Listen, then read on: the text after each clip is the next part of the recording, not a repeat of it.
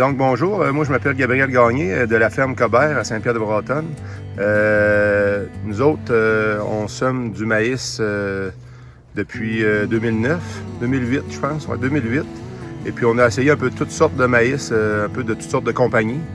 Depuis quelques années, on est surtout concentré sur le maïs de la coop parce que la personne, la représentante de la coop, qui est Annie Dubois, nous amène un peu à chaque année les nouveautés qui sont les nouveautés avec les unités thermiques les plus bas parce qu'ici, on se situe autour de 2000-2100 unités thermiques.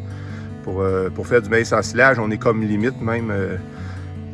Même si autour de nous autres, dans les régions autour, là, tu t'en vas dans la Beauce, vers Saint-Jacques-de-Leeds, Thetford, Saint-Adrien-d'Irlande, c'est quand même plus chaud qu'ici. Fait que c'est ça, ici ça gèle quand même assez tôt à l'automne. Souvent à ce temps-ci, autour du 8-10 septembre, on a déjà eu des gelées qui vont faire que le maïs va jaunir. Là, fait que ça ralentit beaucoup le remplissage des grains. Fait que c'est pour ça là, qu'à chaque année, Annie nous apportait des...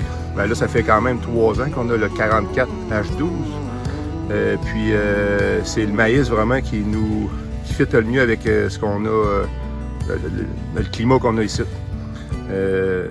On avait du 47, je me souviens pas les autres chiffres qu'il y a après, parce que c'était du 47 qu'on avait, puis après ça on a essayé du 46. Le 46, il y avait une grosse marche avec le 47. C'est surtout au niveau des croix qui sortent à fin juillet, début août. 47, nous autres ici, ça sortait comme vers le 12-15 août. Fait que c'était comme trop tard. Fait que t'arrivais à fin septembre, début d'octobre, les grains étaient pas encore prêts, puis ça faisait un ensilage qui était moins riche en amidon, mettons. Là. C'est sûr qu'au niveau du volume, c'était correct, mais là, on a quand même trouvé là, un compromis là, pour avoir un maïs qui est assez haut en amidon. C'est sûr qu'on ne pogne pas le 30 %, mais des fois, on va être autour de 30. On va être plus autour de 27-28 % d'habitude. Puis le volume. Fait que c'est ça. Nous autres, moi, ce qui est important au bout de la ligne, c'est quand même le volume.